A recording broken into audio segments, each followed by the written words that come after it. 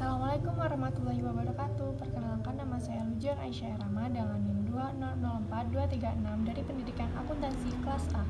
Di video kali ini saya akan membawakan dua materi dengan judul Dasar-dasar Perencanaan dan Manajemen Strategis. Materi pertama yang saya akan bahas adalah dasar-dasar perencanaan.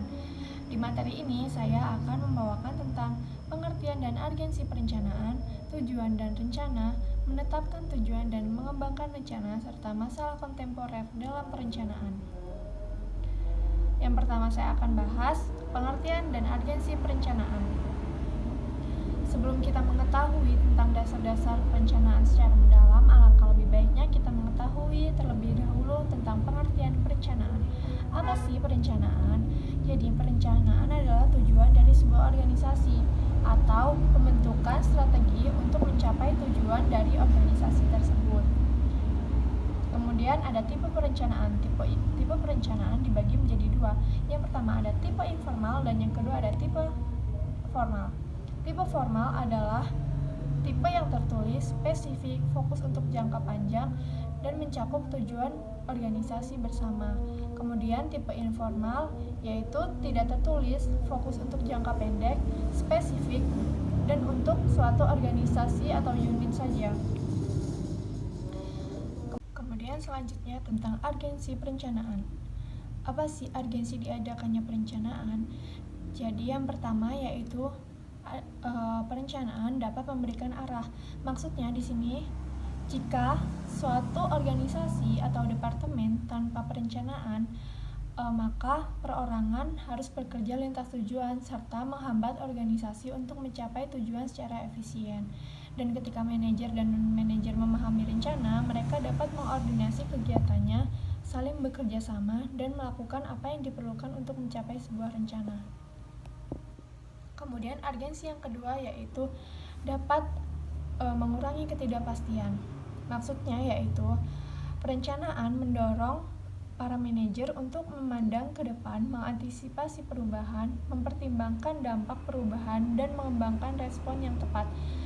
Maksudnya di sini, jika suatu organisasi atau departemen memiliki suatu masalah, maka dengan adanya perencanaan, hal ini dapat mengurangi ketidakpastian atau masalah yang akan terjadi.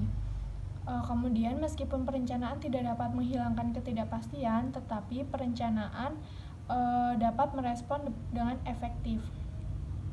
Urgensi yang ketiga yaitu dapat meminimalkan kekosongan waktu dan pemborosan. Maksudnya, apabila aktivitas kerja dikoordinasi sesuai rencana, ketidakefisienan akan menjadi jelas dan dapat diperbaiki atau dihilangkan. Selanjutnya tentang rencana dan tujuan. Dalam rencana dan tujuan, saya akan membahas tentang 3 hal.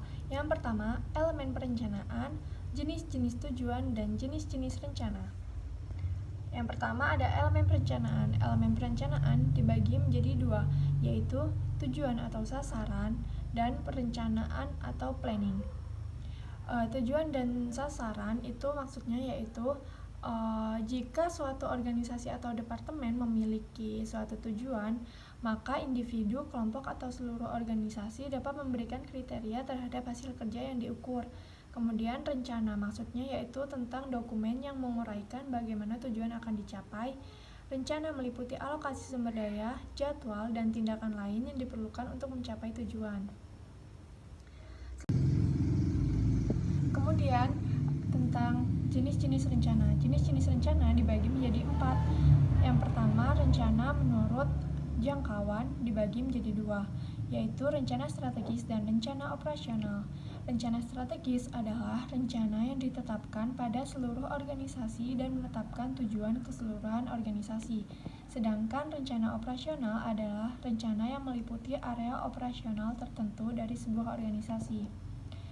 Yang kedua, jenis-jenis rencana menurut kerangka waktu dibagi menjadi 2. Yang pertama, rencana jangka panjang, dan yang kedua, rencana jangka pendek. Rencana jangka panjang adalah rencana dengan jangka waktu lebih dari 3 tahun, sedangkan rencana jangka pendek itu. Selanjutnya, rencana menurut spesifisitas dibagi menjadi 2 juga. Yang pertama ada rencana spesifik dan rencana arahan.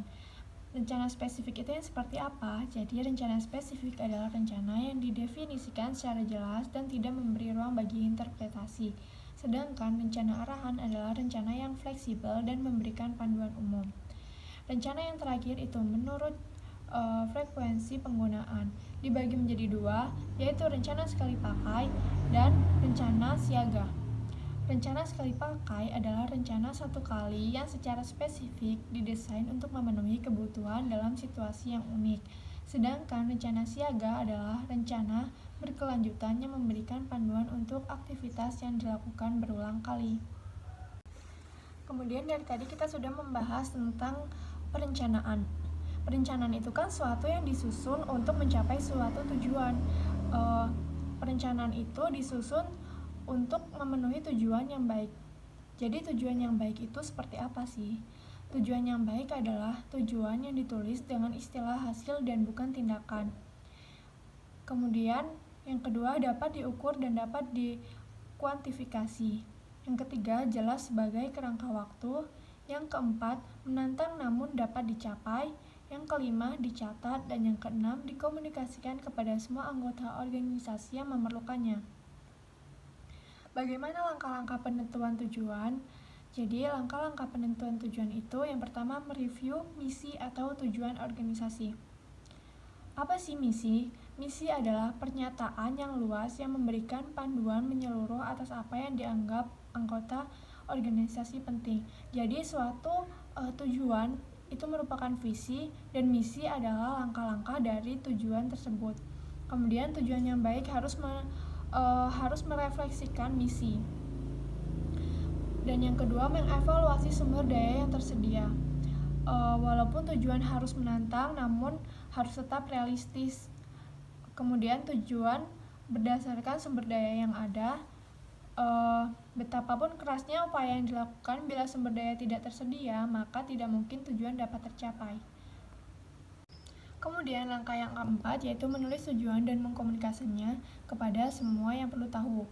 Jadi menulis dan mengkomunikasikan tujuan ini supaya orang dapat memikirkan langkah untuk mendalam. Kemudian menulis tujuan juga menjadi bukti nyata dari pentingnya mengerjakan sesuatu. Jadi tujuan yang tertulis ini dapat menjadikan bukti bahwasannya rencana itu telah ada dan dilaksanakan. Kemudian langkah yang kelima mereview hasil dan apakah tujuan telah tercapai. Jika tujuan belum tercapai, maka diperlukan penggantian.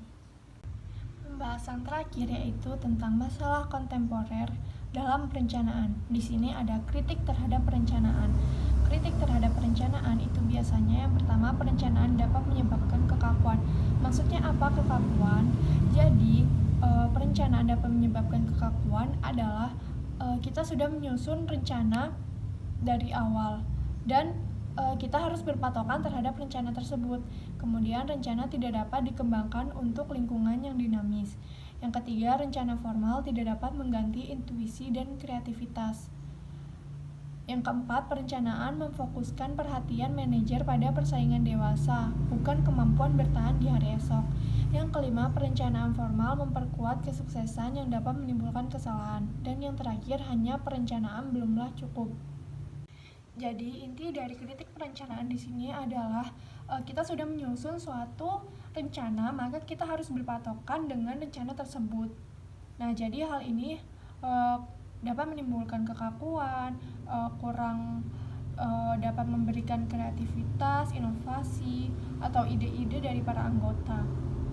Kemudian materi yang kedua yaitu tentang manajemen strategis. Di materi ini saya akan menjelaskan tentang dua hal, yaitu pengertian dan urgensi manajemen strategis. Tentang pengertian manajemen strategis. Apa sih manajemen strategis? Manajemen strategis adalah apa yang dilakukan oleh manajer untuk mengembalikan strategi organisasi atau melibatkan semua fungsi manajemen, yaitu perencanaan, pengorganisasian, kepemimpinan, dan pengendalian.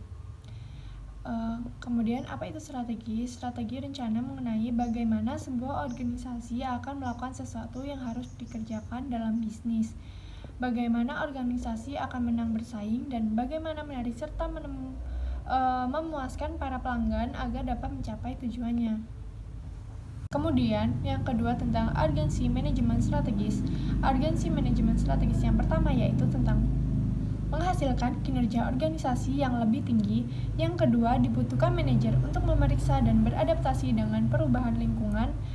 Yang ketiga, membantu unit organisasi fokus pada tujuan organisasi. Dan yang terakhir, sangat banyak dibutuhkan dalam proses pengambilan keputusan manajemen.